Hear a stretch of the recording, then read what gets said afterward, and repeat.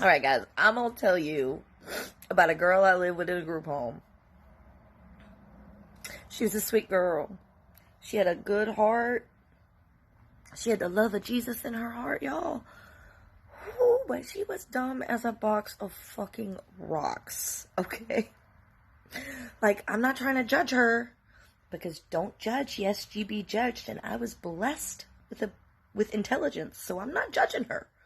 But y'all, she was fucking funny, okay? So I'm gonna tell you a story.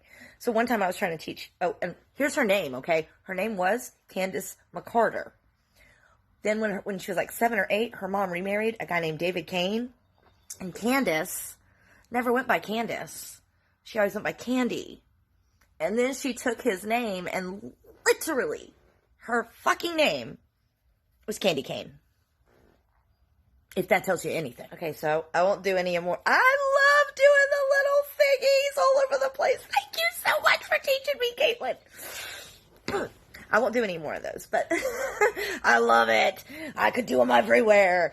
But no, I want to finish telling you the story about Candy Cane. So there's 2 stories about Candy Cane, and I was not always this person that you see before you.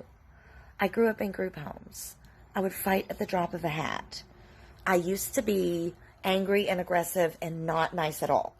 So the group home was like, you know how to cook, so you got to teach everybody how to cook. You know how to ride the city bus, so you got to teach everybody how to ride the city bus. Like, that's how it worked. Like, whatever your skills were, you had to teach those skills to everyone else. That's part of independent living, is learning how to live independently. And if you have a skill, you're going to learn it better from a peer than from them. It worked.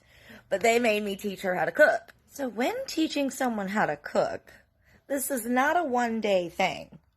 This is I have to teach all of the girls in the house how to cook, all the shit that I know how to cook. So Monday of this week, I'm teaching this girl. And Tuesday of this week, I'm teaching, because I had to work and go to school and shit. So I didn't teach Candy like constant. It wasn't like one-on-one. It was like about every 2 weeks I would take her aside. And I would show her and have her mimic me on how to make a meal. So the first thing that I taught old girl how to make is chicken Alfredo, because it is really fucking easy. You just get some chicken tenders, you fry them up, you get some Alfredo sauce pre-made, and you get some fucking noodles. It's cheap and easy and very filling. So I was like, all right, so the first thing you got to do is you got to wash the chicken, because you always want to rinse off your chicken in warm water. You just rinse it off. So I was like, you got to wash the chicken. So I showed her how to do that. So I show her how to cook, how to rinse off the chicken. I show her how to fry it up. I show her how to do everything. Fast forward to 2 weeks later when I'm showing her how to make beef tacos. Okay? Also, super fucking easy. Beef, taco seasoning, taco shells, tomatoes, lettuce, shredded cheese. So, like, these are super, super simple fucking meals that I'm teaching her how to make. Like, I'm not even trying to teach her how to make beef stew. Like, that's too much for her. And I recognize that. So I was like, all right, we're going to make some beef tacos. So she was in the kitchen. I was like, cut up the tomatoes, cut up the lettuce, get the hamburger ready. I'll be right down and I'll show you how to fry it up. Then I hear, Shauna, from the other room. And I was like, yeah? And she's like, I think you need to come here. That bitch had filled up the sink and put the hamburger into water with soap, y'all. Soap to wash it. This Forrest Whitaker, I hear. That was me. Like, I walk in and there is a sink full of soapy hamburger. And I was like, Candace? Like, straight up, Forrest Whitaker. Candace? What is this? She was like, I was washing the hamburger, but I think I put too much soap on it. Y'all, when I tell you that I went to the fucking staff and was like, bitches, no. You cannot teach her. I cannot teach her. I know y'all want me to, but I don't think I'm capable of this. Bitch is gonna die. Like, she gonna live off ramen, and she gonna die. Like, you can't expect me to make a housewife out of her. Like, that ain't gonna happen. And they were like, valid. So now that we have established how sweet, but yet how sweet Candy was. Let's just leave it there. We've established that girl was real sweet. And she was real pretty in the face, too, if that's relevant in any way. I started hanging out with her because I felt so bad for old girl. I was like, girl, you will not survive. I literally went to staff and was like, she gonna die. Like, she cannot cook. She gonna die. So I started hanging out with her, and I became friends with her. And one night, we went out, and there ain't nothing to do in Asheville. Side note, when you are at a Lida Home for Children in Leicester, there ain't nothing to fucking do.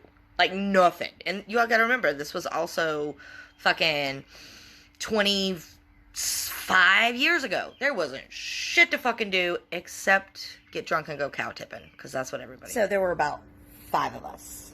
And this group of people, these were the people that did not live in the group home and that I would drink and do drugs and party with outside of the group home. So this was the first time that I was ever taking Candy outside of the group home to hang out with my outside of the group home friends. Now, I had told them ahead of time, she's a really sweet girl, but she kind of special. So my friend gets in the car and is like, can we fuck with your special friend? And I was like, yeah, let's do that. That'll be fun. And it was fun, but in retrospect, I feel so much guilt about it. So Candy had never been cow tipping before, and so when she got in the car, I had already told my friend, I was like, yeah, she ain't never done this before, so no matter what I say, no matter how fucking off the wall and crazy it is, you gotta go along with it. And they were like, yep.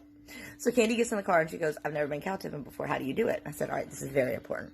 In a field of cows, only one is real. The rest of them are mechanical because they have a dominance problem. So you have to find the real cow, not the mechanical cows. And she fucking believed me.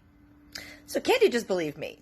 Because, honestly, in her defense, I had never led her stray before. I had been like a mentor, and I was teaching her shit, so why the fuck would I lie? Other than the fact that I was fucked up back then. So in her defense, she believed me 100%. Just, okay. And I'm in the back seat with Candy. Like, me and Candy are in the back seat. And my friend is driving, and I look up in the rearview mirror. My friend looks at me in the rearview mirror, and it's just like she could not believe that she just believed that. And I was like, yep, in a field of cows. I was like, 'cause you know bulls and shit. She's like, yeah, I've seen bulls. They like attack. It's like, yeah, they're very vicious. So in a field of cows, only one of them is real because the bull will attack them all. So how can you tell the difference? Well, the real cow's tail is about 6 inches shorter.